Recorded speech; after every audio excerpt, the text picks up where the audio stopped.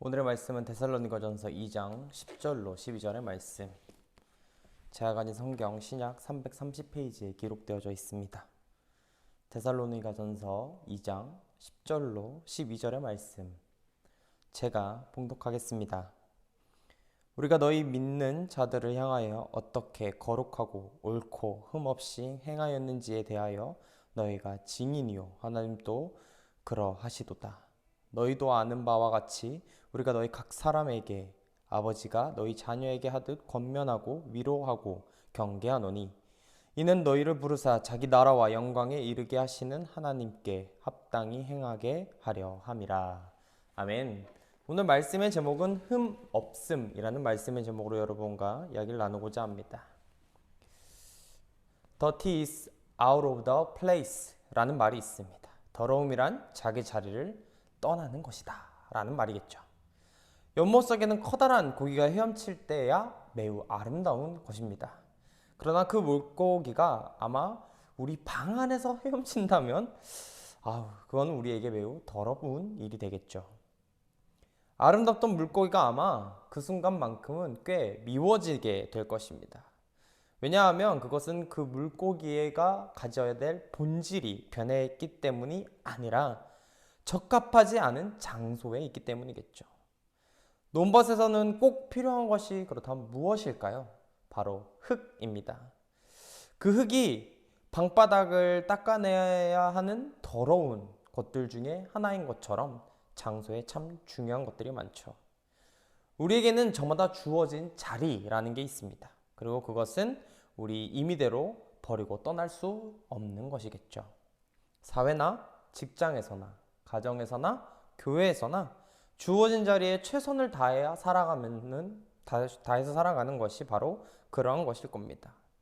그것은 견고함과 인내와 피나는 노력에 요구되는 것들 중 하나일 것이 아닐지도 모르지만 우리가 가장 가치 있고 아름다운 것은 아마 그 자리를 잘 지키고 그곳에서 충성스럽게 맡겨진 역할을 다하는 것일 겁니다.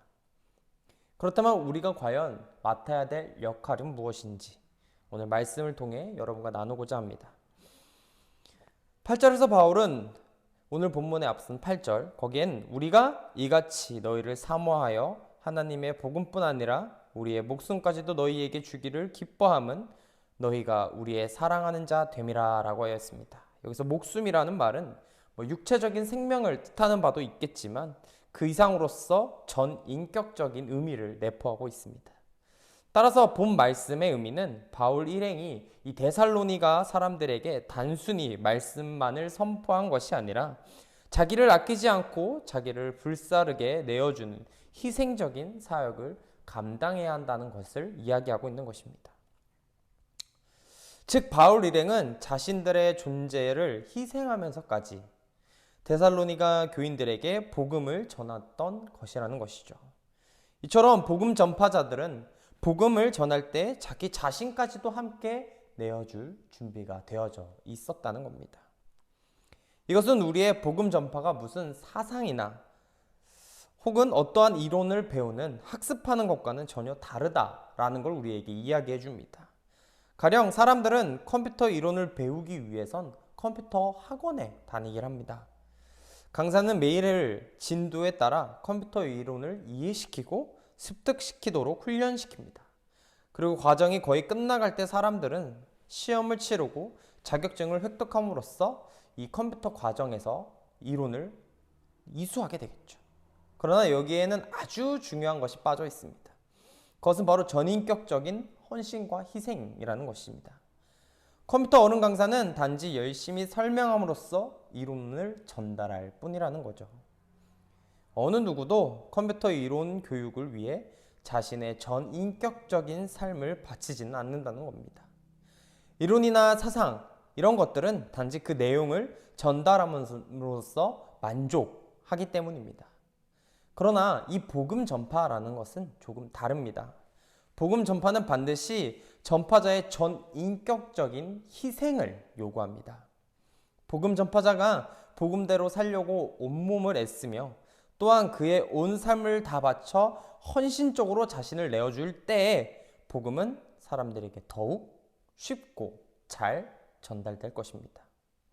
이 복음 전파자가 자기 자신을 조금 더 아끼지 않고 오히려 자기를 불사르게 내어줄 때 분명 복음은 큰 능력으로 사람들에게 받아들여지며 그들은 전인격적인 삶 역시 아마 변화를 일으키게 될 겁니다. 전파자의 전인격적인 희생이 따르는 복음 전파는 엄청난 역사를 일으킨다는 것이죠. 가령 한국 교회사 초기에 헌신된 선교사들과 목숨을 건 전도자들이 없었더라면 과연 이 땅에 교회라는 것이 이렇게 성장할 수 있었을까요? 19세기 말엽 존 페이튼은 하나님을 향한 깊은 신뢰와 열정적인 선교 활동이 없었더라면 아마 죽음의 섬이라 불리우던 남양군도의 기독교인 수가 30명이라는 경이로운 숫자를 기록할 수 있었을까 의문이 듭니다.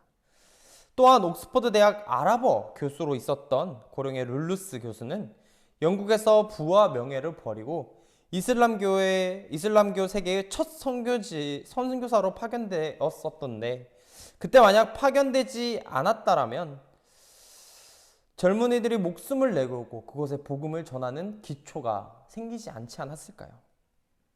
그러므로 여러분으로부터 바로 복음을 듣는 이들에게 여러분은 위와 같은 사례들처럼 전인격적인 모습을 보여주셔야만 합니다.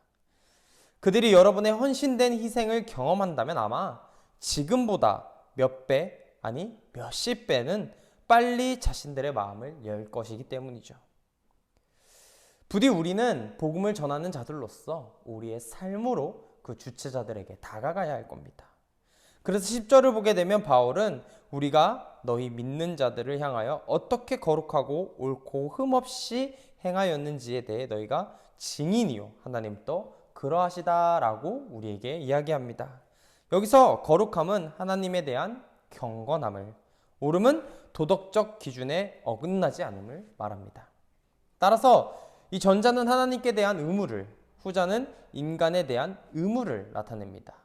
또한 이 흠없음은 하나님과 사람 앞에 공의, 부끄러움이나 잘못이 되는 어떠한 결점도 없이 완전 무결함을 이야기하는 것입니다.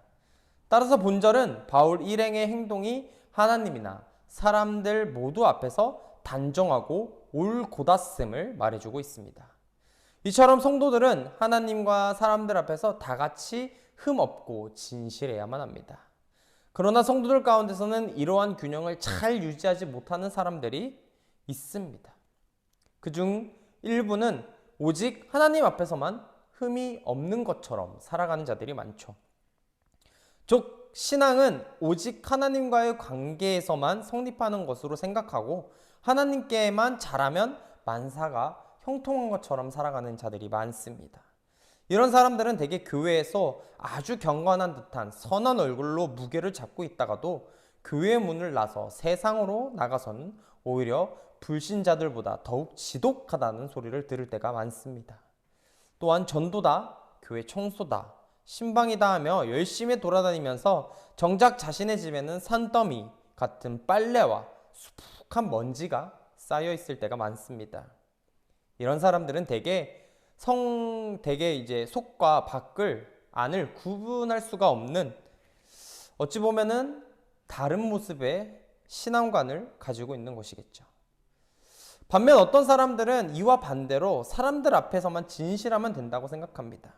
그들은 하나님께 하는 것이 곧 사람들에게 하는 것이고 사람들에게 하는 것이 곧 하나님께 하는 것이라 생각하겠죠.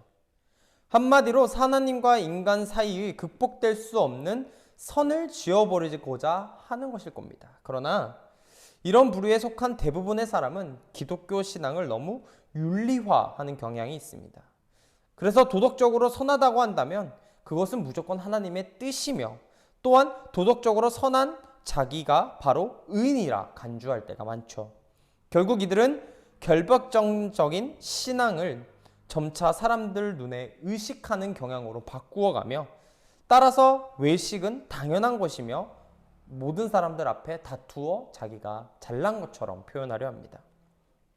이러한 신앙은 결코 둘 다 참된 신앙이라 할 수 없습니다. 그렇다면 성도들이 지녀야 될 참된 신앙은 무엇일까요? 그것은 바로 하나님과 사람들 모두 앞에서 다 같이 흠없고 진실된 신앙만을 하는 것일 겁니다. 아마도 참다운 신앙이라는 것은 위로는 하나님 앞에서 거룩하며 옆으로는 이웃들 앞에서 정직한 것이 아마 참다운 신앙이라 이야기할 수 있을 겁니다. 하나님 앞에 거룩해야 한다면 사람들을 무시하거나 사람들 앞에 정직해야 한다면 하나님을 업신여기는 자는 아마 그 둘 다 모두 거짓말쟁이일 겁니다. 참된 신앙은 성과 속을 이분하는 이원론적인 신앙과 다르며 하나님과 인간 사이의 경계를 허무는 자유주의적인 신앙과도 다른 것입니다.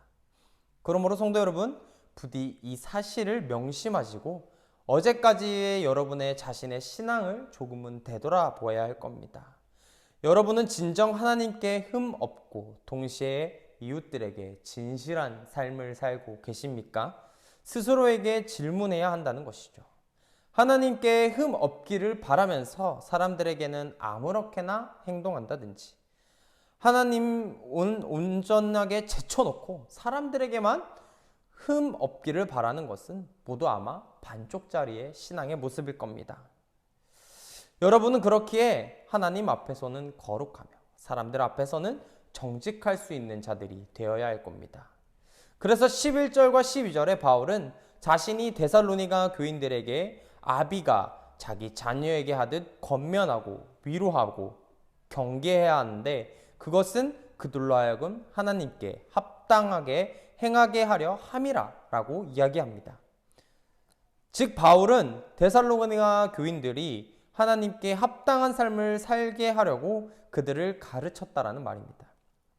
우리는 여기서 그리스도인의 가장 이상적인 인간상이란 바로 하나님께 합당하게 행하는 자가 되는 것이라는 사실을 알 수 있습니다. 흔히 학교 교육에서 내세우는 인간상은 도덕적이며 인격적인 인간상입니다.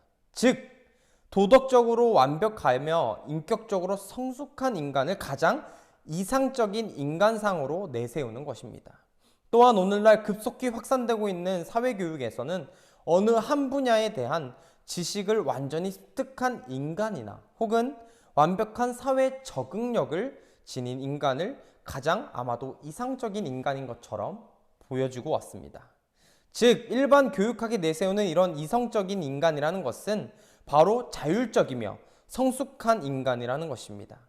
이러한 사람들에게 있어서 하나님이란 단지 옛날 이야기나 신화 속에나 나올 법한 신령한 존재 혹은 도덕적으로 완벽하고 완전 무결한 성인 정도로밖에 마음에 와닿지 않을 겁니다.